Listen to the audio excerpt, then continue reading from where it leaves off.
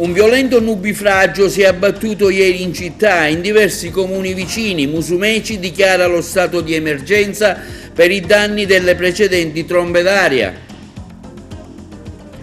Conclusa l'indagine denominata multilevel, promettevano posti di lavoro in cambio di soldi in una futura base militare a Punta Bianca.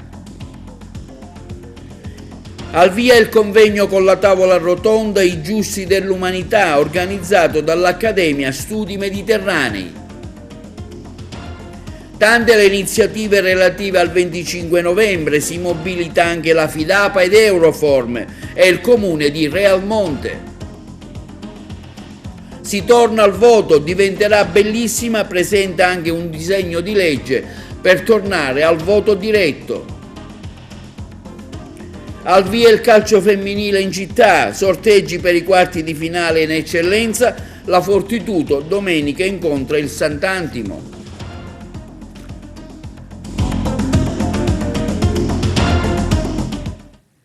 E benvenuti telespettatori con l'appuntamento giornaliero del nostro telegiornale TV Notizie. Purtroppo apriamo il nostro telegiornale con una forte ondata di maltempo che si è abbattuta ieri in provincia e che ha colpito violentemente anche la nostra città e in particolare Porto Empedocle, il servizio. Una cascata di acqua si è abbattuta nella Sicilia occidentale nella giornata di ieri, tardo pomeriggio intorno alle 16, per oltre un'ora, causando enormi disagi e provocando ovunque fango e detriti sulle strade statali e sull'intero territorio della provincia. Da Porto Empedocle a Ribera, a Naro, ad Agrigento e in altri comuni della provincia, la pioggia caduta in maniera impressionante ha creato disagi ai cittadini, alle famiglie e agli agricoltori messi già in ginocchio dalle precedenti precipitazioni. Alla pioggia si è aggiunta la grandine, il vento con tuoni e lampi fortissimi creando panico tra la popolazione. Tanti cittadini che hanno filmato con i loro smartphone la terribile scena davanti ai loro occhi, chi era a casa e chi era in auto, pubblicando sui social immagini e video del temporale di ieri. Traffico veicolare impazzito, strade bloccate dal fango e detriti, alberi caduti e piogge ovunque hanno fatto da cornice ad una giornata pomeridiana da dimenticare. La pioggia caduta ha allagato molte strade dei centri storici come a Porto Empedocle, le località marinare come a San Leone sono state riempite d'acqua causando problemi alle auto rimaste intrappolate. Una situazione davvero allarmante ovunque causata da una pessima manutenzione delle strade da parte dei comuni interessati, come accaduto nel quartiere balneare di San Leone o al villaggio Mosè o a Favara completamente sott'acqua. Centinaia le segnalazioni e le chiamate ai vigili del fuoco nonostante gli appelli delle autorità a rimanere barricati a casa ed evitare di uscire. Le autorità continuano a raccomandare prudenza alla guida soprattutto sulle arterie secondarie dove le fortissime precipitazioni hanno creato disagi enormi. Il temporale di ieri ha scatenato grandine e ghiaccio su molti comuni della provincia. Le immagini ricevute da Ribera mostrano l'enorme cascata d'acqua arrivata nella cittadina riberese Città delle Arance, causando danni irreparabili alla economia locale. Chicchi di ghiaccio hanno causato e provocato disagi al traffico ed alla popolazione. Ad Agrigento, ad esempio, nel quartiere della via San Vito, adiacente il costone dell'ex carcere, una cascata immensa d'acqua si è riversata sulla via Picone e sulle numerose auto rimaste intrappolate.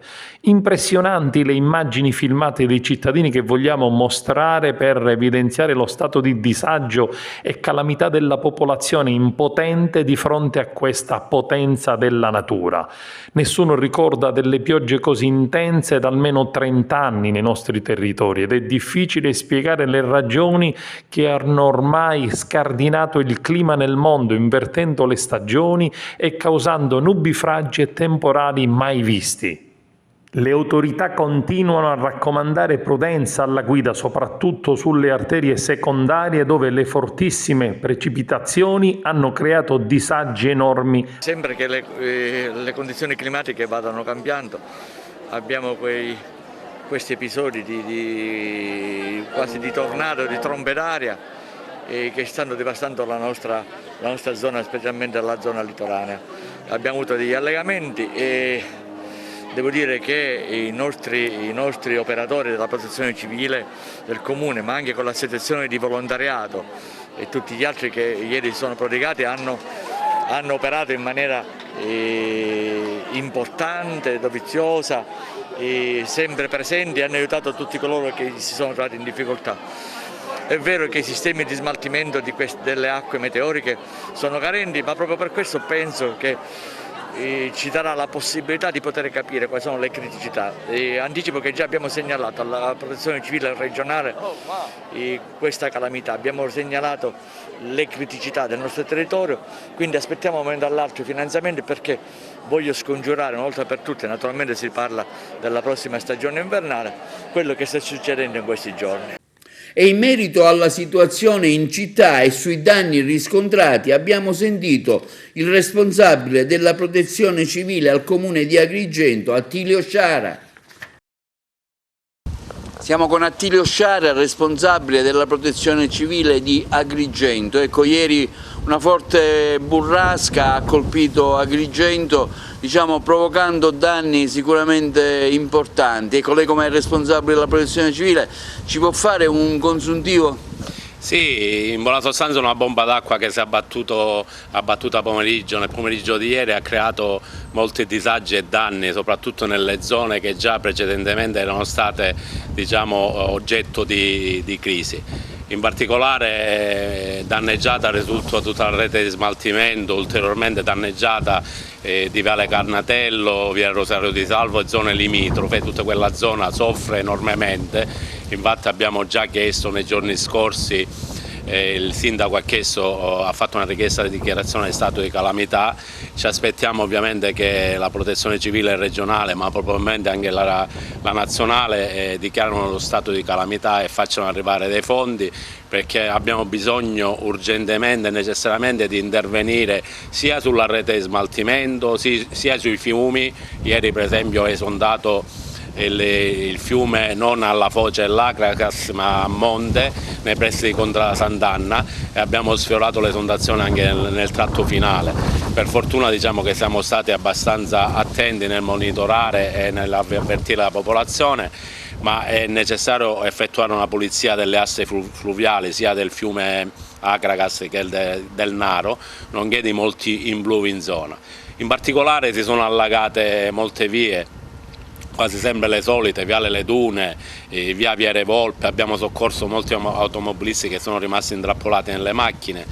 Ci sono stati molti interventi delle nostre squadre di reperibilità e di operai.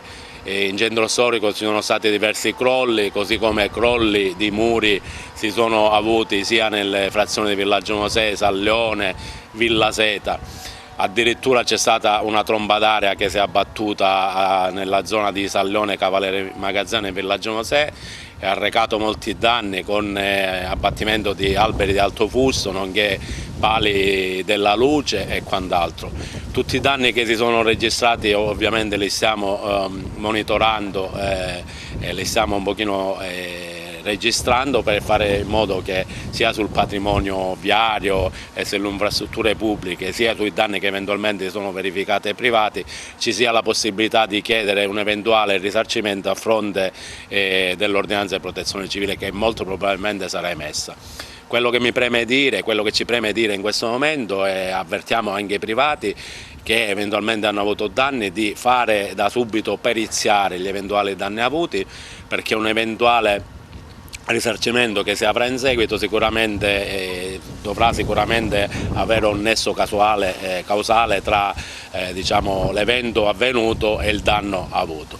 Quindi da subito cristallizzare e periziare eventuali danni avuti, e poi successivamente la protezione civile regionale sicuramente darà le giuste direttive per arrivare ad un eventuale risarcimento. E sempre in merito a maltempo, il governo Musumeci delibera lo stato di emergenza per i tanti comuni siciliani relativi alle trombe d'aria che si sono abbattute tra l'8 e il 9 novembre sull'isola. A causa del maltempo, il governo Musumeci delibera lo stato di emergenza per diversi comuni siciliani, tra cui quelli della provincia di Agrigento. La nuova e violenta ondata di maltempo con trombe d'aria che si è abbattuta tra l'8 e il 17 novembre sulla Sicilia ha determinato ulteriori notevoli danni al patrimonio pubblico e privato delle province siciliane, con l'interruzione di viabilità, pubblici servizi, allagamenti, cedimenti di opere di protezione, di moli e porti, isolamento di frazioni, evacuazioni di numerose famiglie. Una situazione grave per la quale il governo Musumeci ha esteso a numerosi comuni lo stato di crisi ed emergenza regionale, richiedendo lo stato di calamità nazionale già deliberati lo scorso 27 ottobre. In base alla relazione della Protezione Civile regionale guidata da Salvo Cocina, sono interessati alle dichiarazioni dello stato di emergenza per i danni causati dagli eventi meteorologici tra l'8 e il 17 novembre diversi comuni della Sicilia, quelli in provincia di Agrigento, Alessandria della Rocca, Bivona, Buggio, Camastra, Cammarata, Canicattì, Cattolica Eraclea, Cianciana, Grotte, Licata, Menfi, Montevago, Naro, Palma di Montechiaro, Porto Empedocle, Realmonte, Ribera, Sambuca di Sicilia, Santo Stefano Quisquina, Sant'Angelo Mucchesaro, San Biagio Platani, San Giovanni Gemini, Sciacca, Siculiana, Villafranca Sicola, oltre che ovviamente il capoluogo Agrigento. Relativamente al passaggio del ciclone Apollo 28, continua la nota stampa della Presidenza della Regione, tra il 28 e il 31 ottobre sono stati invece inseriti nell'estensione dello stato di emergenza anche Castel di Utica, Giarre, Mascali, Mirabella Imbarcali nel Catanese e diversi altri comuni in provincia di Enna e di Trapani. La stima dei danni ovviamente è ancora in corso, ma relativamente a tutti gli eventi dei mesi di ottobre e novembre l'importo complessivo necessario per gli interventi urgenti è stato quantificato dalla Protezione Civile della Regione in circa 20 milioni di euro, quelli per gli interventi strutturali di riduzione del rischio in ben 250 milioni di euro. Conferenza stampa stamani dei Carabinieri di Canicattì per la chiusura delle indagini dell'operazione denominata Multilevel. Diversi e tanti i soggetti che sono stati raggirati con la motivazione di essere assunti in una costituenda base militare di Punta Bianca in cambio di pagamento di denaro. I carabinieri della compagnia di Canicattì, coordinati dal procuratore di Agrigento Luigi Patronaggio e dalla sostituta Giulia Sbocchia, hanno notificato un avviso di conclusione delle indagini a 3 persone, ritenute responsabili di una maxitruffa ai danni di 160 persone. Le indagini hanno svelato i raggiri messi in campo. Promettevano un posto di lavoro in una fantomatica costruenda base militare della difesa, dietro pagamento di una tangente mascherata da contributo spese. Qualcuno ha anche pagato 5.000 euro. I malviventi avevano messo in piedi un'organizzazione criminale, creando una macchina ben oleata che utilizzava abusivamente nomi, simboli e carte intestate del Ministero. Questa l'accusa mossa dalla Procura, arrivando talvolta a rilasciare dei falsi tesserini identificativi. Le indagini proseguono per identificare le altre vittime della truffa e altri eventuali complici. Quella che è stata monitorata dai carabinieri della compagnia di Canicattì è una realtà dove c'è anche il disagio. C'è forse soprattutto la voglia, la volontà di credere a un posto di lavoro che prima o poi arriverà, e questo è il miraggio che è stato offerto dagli indagati, che subdolamente hanno promesso posti di lavoro nell'ambito di una fantomatica base militare che sarebbe stata costruita in località Punta Bianca di Agrigento. Sono circa 160 le parti offese da questa associazione per delinquere finalizzata alla truffa, che è stata disarticolata dai carabinieri della compagnia di Canicattì, e che questa associazione, proponendo tesserini falsi, contratti contraffatti, le mappe, le diciture militari, i loghi, ha fondamentalmente tratto in inganno questi malcapitati, molti disoccupati, molti attirati appunto da questa possibilità di essere assunti. Hanno pagato molti soldi. Si partiva da 2.500 euro per entrare a far parte del progetto, imprenditori che hanno fatto ricorso al credito per avere poi la possibilità di aprire un'attività commerciale, un bar all'interno della base. La base non è stata mai creata, la base non verrà creata, la base non esiste, a loro purtroppo sono rimasti i debiti da pagare. Ecco, quello che noi vogliamo oggi fare fondamentalmente è un appello. Intanto possiamo aiutarvi, sempre, comunque. Se qualcuno vi avvicina e vi offre il lavoro in cambio di denaro, non esitate a venire in caserma, non esitate a chiedere aiuto. Non è possibile offrire il lavoro in cambio di denaro, men che mai nell'ambito dello Stato, nell'ambito della pubblica amministrazione. Ecco, questo è l'appello che vogliamo fare. Le indagini sono concluse? Le indagini per quanto riguarda questa associazione per delinquere sono concluse. Le fonti di prove acquisite sono gravi e inequivocabili. Allo Stato stiamo verificando quanto esteso sia sul territorio della provincia di Agrigento, ma anche delle province di Caltanissetta e di Palermo, il contagio di questa truffa che è stata messa in atto con la proposta ai truffati di diventare a loro volta reclutatori di altre persone da portare nell'ambito di questo progetto. Quindi vi rendete conto, è una cosa che si è estesa a macchia d'olio sul territorio. Quindi stiamo monitorando il territorio per verificare quanti siano stati vittime di questo imbroglio e quanti a loro volta magari anche involontariamente partecipi del reato. Nel corso di un servizio di controllo del territorio, la Polizia di Stato ha tratto in arresto un soggetto di Gela per il reato di detenzione ai fini di spaccio di sostanze stupefacenti. La squadra mobile, diretta dal vicequestore aggiunto Giovanni Minardi, ha proceduto in serata in territorio di Licata al controllo di un'autovettura, una Fiat Panda, alla cui guida era un soggetto di Gela con precedenti di polizia. L'uomo si è mostrato immediatamente nervoso e insofferente al controllo, tanto che veniva accompagnato presso gli uffici della squadra mobile per un'accurata perquisizione sia personale che dell'autovettura.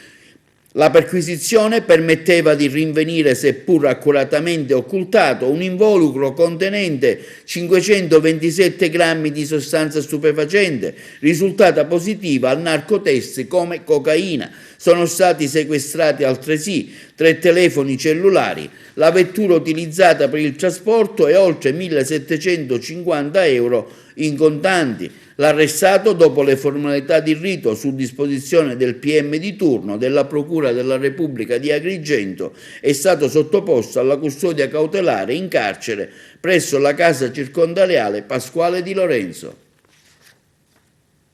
E al via stamani presso la casa San Filippo ad Agrigento, sede del parco, l'iniziativa culturale organizzata dall'Accademia di Studi Mediterranei, un programma che ha visto lo svolgimento di una tavola rotonda sui giusti dell'umanità. In particolare quest'anno è stata dedicata ai 700 anni dalla morte di Dante Alighieri, il servizio.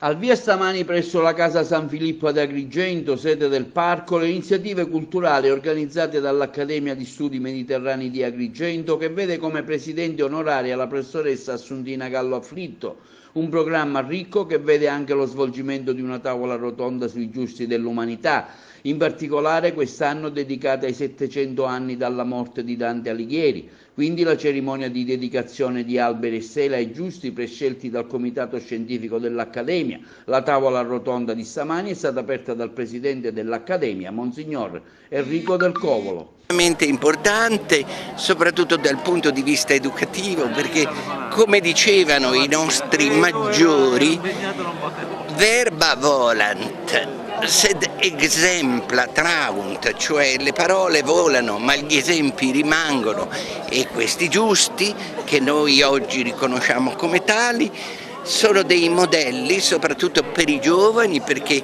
continuino a credere nei valori e a camminare nella speranza. Anche questo è un tassello in questo momento di rinascita e di ritorno alla normalità, e anche questo è un tema che poi non è neanche così distante da quello di cui abbiamo parlato ieri e di cui parleremo anche lunedì, perché ci sarà anche un altro evento all'università importante in materia di antiracket e antiusura. I giusti in fondo chi sono? Sono quelli che hanno loro malgrado poi sacrificato la loro vita per un ideale di giustizia, di legalità, di rispetto delle regole. Quindi è importante anche questo passaggio, questo tassello, affrontare certi temi anche da questo punto di vista. Poi questo circuito del Giardino dei Giusti, stamane siamo qui per questo, è un segno importante. Il Giardino dei Giusti, che sappiamo nasce a Gerusalemme, nello Yad Vashem, e poi è stato diffuso anche nel nostro territorio italiano, iniziando da Milano e arrivando ad Agrigento.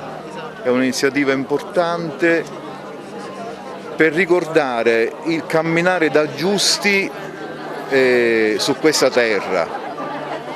Io direi al di là delle confessioni religiose, ma quell'essere giusti riconoscendo il nostro essere umani e riconoscendo l'umano che è attorno a noi. Questo è il primo passo per poter parlare di uomo o di donna, ci mancherebbe altro, giusti. Certo, il giusto è colui che cammina su questa terra a cospetto di Dio. Già qui ad Agrigento abbiamo il giusto Rosario Livatino, tra gli altri, che da giusto ha calpestato questa terra, ha camminato su questa terra e ha lasciato un'impronta. Ecco, l'augurio, pensando anche a tutti i giovani che in questo momento qua ci circondano, l'augurio è che ciascuno di noi, confrontandosi con la propria coscienza e rintracciando dentro la propria coscienza quella voce di Dio che ci parla solo a solo e ci dice fai il bene, fuggi il male, ecco, possa portare frutto in questi giovani. Sono molto lieto di poter ancora una volta dare il mio contributo, perché questo impegno che ci siamo presi di mettere in evidenza queste figure di giusti è fondamentale, soprattutto oggi, soprattutto per le nuove generazioni, che capiscano quali sono i punti di riferimento che vale la pena di essere seguiti. Domani anche il premio Empedocle, dato sicuramente a importante personalità. Sì, anche questo, certo, ci sono i giusti che hanno già concluso il loro cammino qui tra noi, e poi ci sono le persone che studiano, riflettono, pensano e cercano di portare avanti certe idealità, e quindi anche questo è molto importante. Un momento importantissimo, la platea è piena, ci sono docenti, discenti, le autorità civili, militari e religiose. È un momento importante anche perché saranno poste la stele e l'albero per ognuno di questi che verranno oggi insigniti. C'è anche una stella per Dante per l'anniversario dei 700 anni della sua morte. Dante il giusto, così come viene anche oggi appellato, e quindi ci sarà anche una tavola rotonda su questo. Anche la Fidapa di Agrigento e la Scuola dei Mestieri Euroforme hanno voluto ricordare la ricorrenza del 25 novembre organizzando un convegno dal tema femminicidio da Dante ai giorni nostri, no alla violenza, che ha visto come relatrice la presidente della sezione della Corte di Appello del Tribunale di Caltanissetta, il magistrato Andreina Occhipinti. Il servizio. Tra le tante iniziative svolte nella giornata di ieri, 25 novembre, contro la violenza alle donne, in particolare quella organizzata dall'Associazione Fidapa di Agrigento, diretta dalla presidente Carmelina Guarneri, e dalla Scuola dei Mestieri Euroform, presieduta dal direttore Salvatore Licata, che ha visto anche la partecipazione di Andreina Occhipinti, magistrato e presidente della Corte di Appello di Caltanissetta, della docente Rosaria Careffa, moderato dall'avvocato Eva Di Betta. L'incontro si è centrato sul tema femminicidio da Dante ai giorni nostri, no alla violenza, ampia e interessata la partecipazione degli alunni che si sono approcciati a un tema di grandissima attualità come quello trattato. Sì, grazie. Parlare della violenza, oggi è la giornata, si ricorda la violenza, il fenomeno brutale della violenza contro le donne. Sono venuta qua per cercare di fornire ai ragazzi delle coordinate dei consigli, dei suggerimenti, ma anche delle coordinate giuridiche su come muoversi, su come vivere e crescere all'interno della società. Perché per richiedere ai ragazzi il rispetto dei limiti che ogni società civile impone, ritengo che si debba prima indicare agli stessi giovani quali siano i limiti del loro comportamento. Detto ciò, la violenza come le donne è, secondo me, un fenomeno trasversale ed è soprattutto la punta di un iceberg di un fenomeno più grave, di una violenza generalizzata che ormai caratterizza la nostra società. Naturalmente oggi viene celebrata internazionalmente l'eliminazione per la violenza contro le donne. Naturalmente questo non è l'unico giorno, ma è il giorno in cui però ne parliamo tutti, se ne parlano tutti, se ne parla in ogni ambiente. Ecco, è importantissimo sensibilizzare soprattutto i giovani, perché c'è appunto parità di genere e nell'ambito di questa parità di genere i ragazzi devono capire che la ragazza, la donna, non è un oggetto non di possesso, ma è semplicemente un'amica con cui ci si integra, perché la violenza può essere a tutti i livelli. Non dobbiamo per forza di cosa arrivare al femminicidio, ma ci può essere una violenza fisica, oltre che sessuale, psicologica, ma anche economica. E quindi è importante, fin dalle prime classi, addirittura dalle classi elementari, a mio modesto parere, intervenire e far capire ai ragazzi che non c'è differenza tra uomo e donna, tra ragazzo e ragazza, tra bambino e bambino. Vogliamo dare un segnale, oltre che la nostra presenza, è anche informare sui servizi che ci sono, ma il messaggio più forte che voglio dare ai ragazzi, perché ho fatto il giro di diversi istituti scolastici, è quello di fare in modo che la sensibilità venga vista come un punto di forza e non come un punto di debolezza. Quindi la sensibilità di vedere, di guardare gli altri, di vedere la violenza, anche quella che non lascia lividi. Quindi di stare attenti alle nostre amiche, alle nostre vicine di casa, a carpire quei segni che possono essere sinonimo di una violenza silenziosa. Quindi di spezzare il silenzio e cercare di avere più empatia verso gli altri, perché alla fine, anche se si fa una rete tra istituzioni, la rete che serve è quella tra cittadini, affinché non ci sia il silenzio, ma si vada avanti ad avere più senso di rispetto verso gli altri. L'importanza di parlare e ricordare la giornata la giornata internazionale istituita dall'ONU per l'eliminazione della violenza contro le donne è essenziale.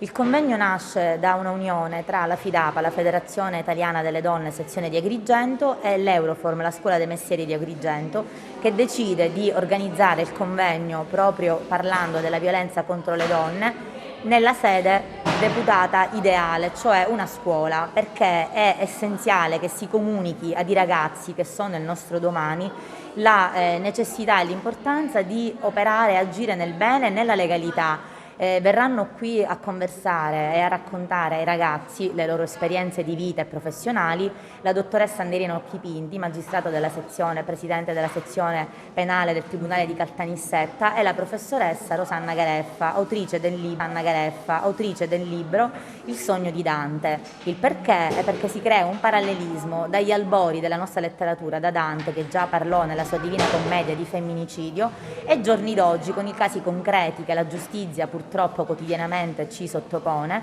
che sono casi di donne reali che hanno subito e sono graffiate nella loro anima e nel loro corpo dalla violenza, fino ad arrivare all'estremo che è il femminicidio. Quindi è importantissimo che si parli alle coscienze dei giovani per suscitare loro il senso del bene. Realmonte, eliminare la violenza sulle donne, testimonianze e riflessioni. Questa è l'iniziativa che il Comune realmontino ha organizzato in occasione della Giornata internazionale per l'eliminazione della violenza contro le donne.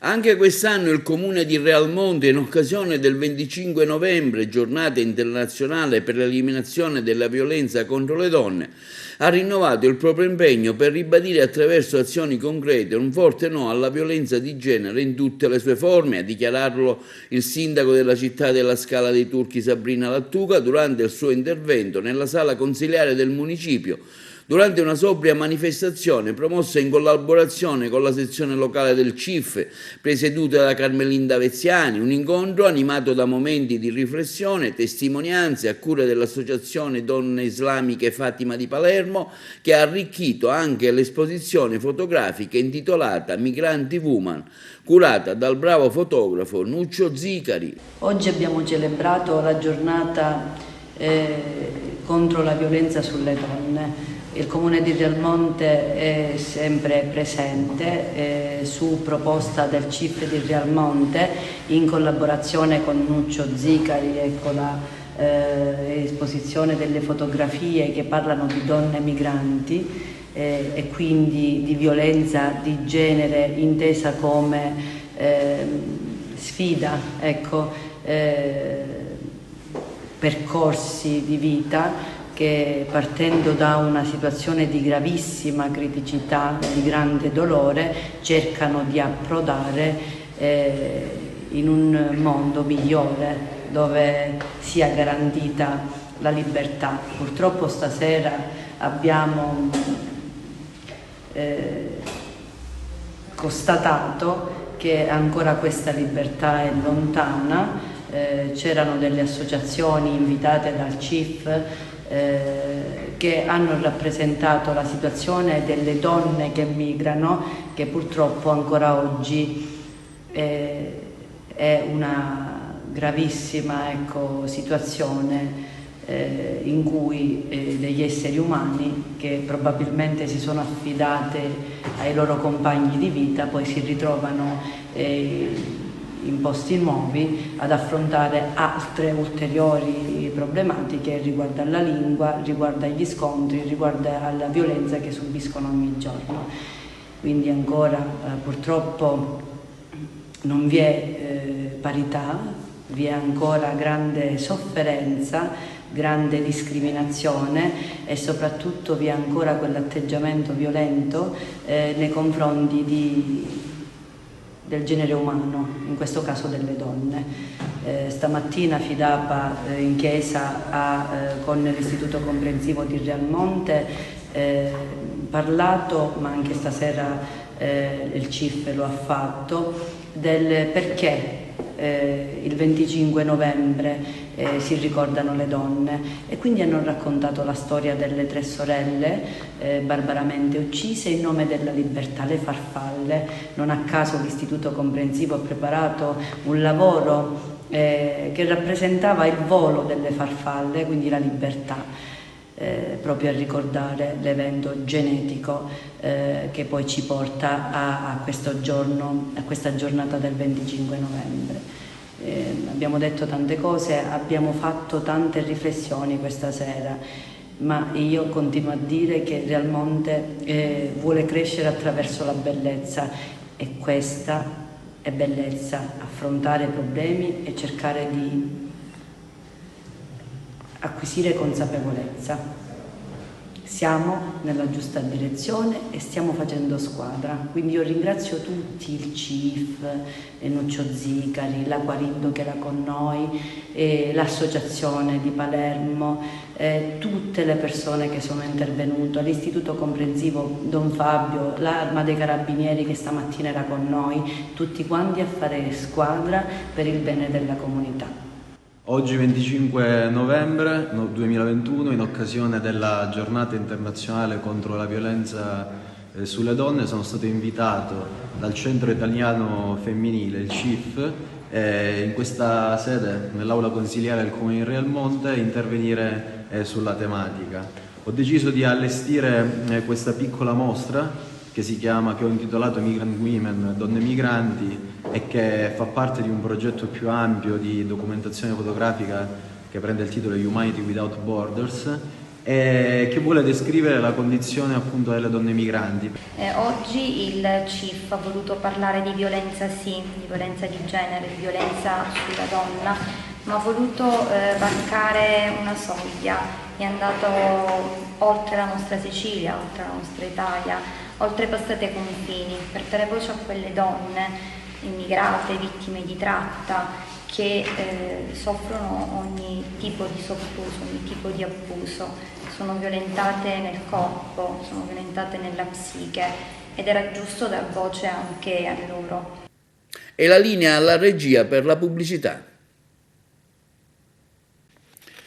E si torna al voto in Sicilia dopo 10 anni di commissariamento per le ex province, anche se di secondo livello. Dopo oltre 10 anni in Sicilia si torna a votare per eleggere i rappresentanti delle ex province. Proprio pochi giorni fa, dal palco delle Ciminiere a Catania, dove si è svolta la convention del suo movimento Diventerà Bellissima, il presidente della regione, Nello Musumeci, aveva tuonato contro il governo a guida comunista di Rosario Crocetta, che nel 2015 ha detto che le province erano un peso e le ha decapitate. Una riforma che doveva precedere quella nazionale nella stessa direzione dell'allora ministro Graziano Del Rio, ma che si impantanò in un caos burocratico. Ora finalmente, dopo anni di commissariamento, l'ultimo a settembre, il 22 gennaio 2022 si tornerà alle urne per eleggere i consigli metropolitani a Palermo, Catania e Messina e i presidenti dei consigli dei liberi consorzi comunali ad Agrigento, Caltanissetta, Enna, Ragusa, Siracusa e Trapani. A votare però non saranno i cittadini, si tratta infatti di consultazioni di secondo livello e il corpo elettorale è rappresentato dai sindaci e dai consiglieri comunali in carica. Si vota un solo giorno, dalle 8 alle 22, mentre le operazioni di scrutinio avranno inizio il giorno successivo dalle 8. Nelle 3 città metropolitane il Consiglio è composto, oltre che dal sindaco metropolitano, che di diritto è il primo cittadino del comune capoluogo, da 14 consiglieri se la popolazione residente è fino a 800.000 abitanti, o 18 consiglieri se superiore. Altro organo è la conferenza metropolitana composta dai sindaci e dai comuni appartenenti alla città metropolitana. Nei 6 liberi consorzi comunali devono essere eletti il presidente e il consiglio, 10 componenti se la popolazione è fino a 300.000 abitanti, 12 se fino a 700.000 o 16 se superiore. L'assemblea è invece composta da tutti i sindaci dei comuni del libero consorzio. Tutti i componenti durano in carica 5 anni, ma se un sindaco o consigliere cessa dall'incarico avviene la decadenza immediata da qualsiasi carica ricoperta negli organi delle città metropolitane o liberi consorzi. In caso di rinnovo del Consiglio del Comune capoluogo della città metropolitana si procede a nuove elezioni del Consiglio metropolitano entro 60 giorni dalla proclamazione del nuovo sindaco. Nelle 3 città metropolitane le elezioni verranno indette dai sindaci metropolitani, nei 6 liberi consorzi in sede di prima applicazione dal Presidente della Regione e a regime dal Presidente del libero consorzio uscente. Gli uffici elettorali saranno costituiti nelle sedi degli enti di area vasta. Sono eleggibili a Presidente del libero consorzio i sindaci dei comuni, a consiglieri delle città metropolitane e ai liberi consorzi, i sindaci e i consiglieri comunali. Sono candidabili a Presidente i soli sindaci, a consiglieri i sindaci e i consiglieri comunali. La presentazione delle liste deve avvenire tra le 8 del 1 gennaio e le 12 del 2 gennaio. E intanto presentato da Diventerà Bellissima un disegno di legge per ripristinare il voto diretto nelle ex province siciliane. Sentiamo il servizio. L'onorevole Giusy Savarino, leader e portavoce di Diventerà Bellissima sulle elezioni nelle ex province siciliane, interviene oggi con una sua nota. Un decreto legge a firma di Diventerà Bellissima per ripristinare il voto diretto. L'avere fissato il voto al prossimo 22 gennaio, dice la Savarino, è senz'altro una buona notizia, anche se piuttosto che un'elezione di secondo grado, unica possibile normativa statale vigente, riteniamo più appropriata e confacente a enti nodali come liberi consorzi, le città metropolitane, l'elezione diretta dei propri rappresentanti.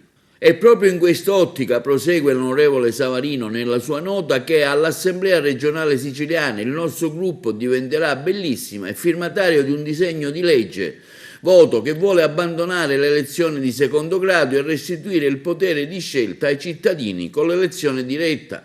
Nessuno dimentica di come nel recente passato la sinistra abbia svilito in diretta TV, in una nota trasmissione televisiva condotta da Giletti, l'istituzione provinciale, adducendo frasi fatte più che serie motivazioni e buonsenso, creando solo un caos. L'onorevole Savarino di Diventerà Bellissima conclude nella sua nota: noi vogliamo restituire dignità alle province e vogliamo che Roma ci permetta di ripristinare il voto diretto, perché siamo convinti che sia possibile tagliare i costi della politica senza per questo privare i cittadini della legittima rappresentanza democratica.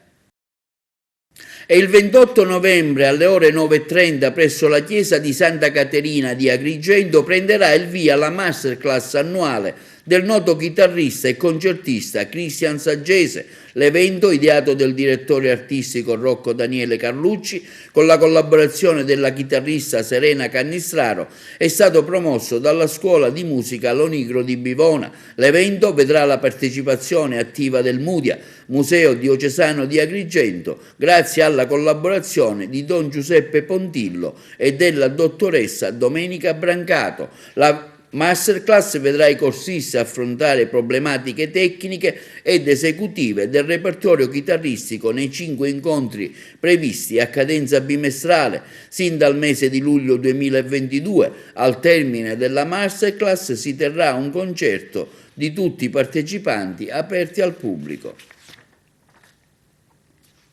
E a Messina anche Orange the World, organizzato dal Sor Optimist. La violenza è proprio una cosa che si deve combattere, forse proprio attraverso l'amore la si può combattere, ma anche attraverso proprio la rete e l'unione di tante forze.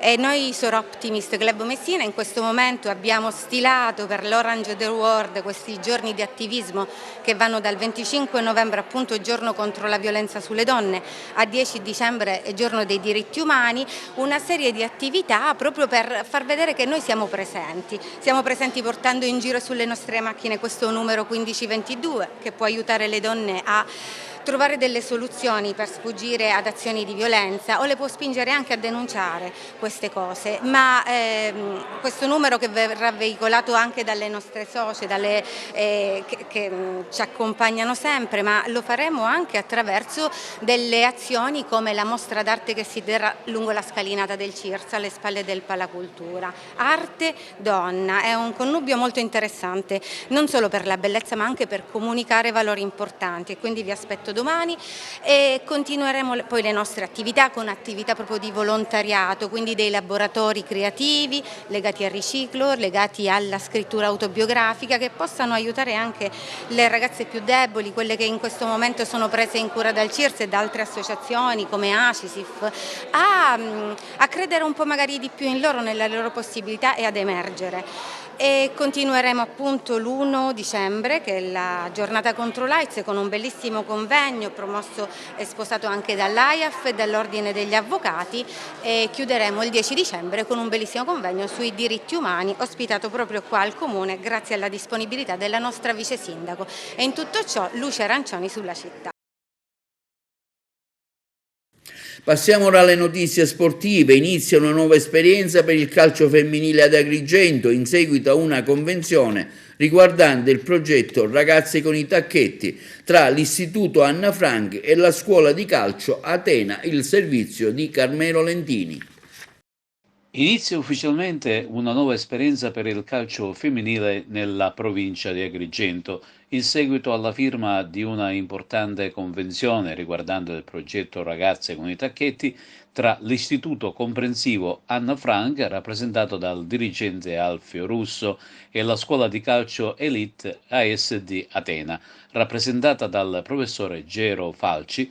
Le ragazze appartenenti alle classi quarte e quinte della primaria e prima, seconda e terza della secondaria di primo grado avranno l'opportunità di iniziare a praticare il gioco del calcio. Il progetto pilota della LND, Comitato Regionale della Sicilia, ideato dalla Commissione Permanente di Sviluppo Calcio Femminile, fortemente voluto dal presidente dottor Sandro Morgana e che vede tra i componenti il coordinatore regionale del SGS professore Stefano Valenti, coinvolge 10 delegazioni provinciali, 10 istituti scolastici e 10 società sportive in tutta l'isola. Presente alla presentazione il delegato provinciale LND Agrigento professore Angelo Caramanno, il responsabile attività scolastica professore Giovanni Puccio e il tecnico professore Angelo Cipolla che curerà il progetto. E sempre in tema di sport si sono svolti i sorteggi dei quarti di finale della Coppa Italia di Eccellenza alla presenza del presidente Sandro Morgana. Si sono svolti giovedì mattina alla presenza del presidente del Comitato regionale Sicilia Sandro Morgana i sorteggi dei quarti di finale della Coppa Italia di Eccellenza. Questi gli accoppiamenti. L'andata si giocherà mercoledì 1 dicembre del 2021, mentre il ritorno 15 giorni dopo e quindi mercoledì 15 dicembre. Il girone A prevede Oratorio San Ciro e Giorgio Acragas e poi Pro Favara Mazzara. Nel girone B si scontreranno Città di Taormina con la Cicatena e il Città di Siracusa con il Ragusa. Intanto domenica prossima, 28 novembre alle ore 15, allo stadio Nino Vaccara di Mazzara del Vallo si disputerà il match tra la Mazzarese e l'Acragas. La società mazzarese ha comunicato che da questo mercoledì 24 sono stati messi in vendita i biglietti d'ingresso. Il costo è di 10 euro sia per la tribuna e sia per la curva e la gradinata. Solamente per coloro che hanno un'età da 65 anni a salire potranno avere una riduzione pagando semplicemente un biglietto a 5 euro, ma solamente in prevendita e sino alla sera di sabato 27 novembre presso il bar dello stadio di Mazzara. Per usufruire dell'agevolazione bisognerà esibire il documento di riconoscimento presso il punto vendita e domenica all'ingresso dello stadio. L'agevolazione di 5 euro, ricordiamo, è valida solamente acquistando in prevendita e non al botteghino. Intanto il calciomercato registra un altro arrivo in casa della Pro Favara, che ora può contare sull'apporto di un nuovo calciatore che è di origini argentine. Dopo qualche tempo infatti è arrivato l'ok dall'Argentina per il tesseramento del giovane attaccante Carlos Nahuel Garriga, un classe 2001. Il ragazzo può essere utilizzato sin da domenica prossima e si trova a disposizione dell'allenatore Francesco Tudisco. Questo nuovo arrivato in maglia giallo-blu ha militato nella Serie A argentina, campionato primavera con il Belgnano de Córdoba ed in Serie C con l'Atlético Racing Córdoba. E la Fortitudo Agrigento è a caccia della sesta vittoria di fila. I ragazzi del coach Catalani domenica 28 alle 18 al Pala Moncada ospiteranno Sant'Antimo del coach Origlio, reduce da una vittoria casalinga contro l'Avellino, dopo aver collezionato 4 vittorie e 4 sconfitte. Quindi sarà un match molto importante che metterà alla prova entrambe le squadre e la Fortitudo non vuole assolutamente perdere il treno verso Bisteglie. Bene, concludiamo il nostro telegiornale con una notizia. La Chiesa Cristo Evangelica Crista Libera, sito in via Napoli a Porto Empedocle, condotta dai pastori Brigida Giardina, domani 27 novembre sarà presente alla raccolta nazionale Banco Alimentare nel supermercato Sisa di Contrada Durrueli. Questo è tutto, vi diamo appuntamento alla prossima edizione di TVA Notizie. Una buona serata.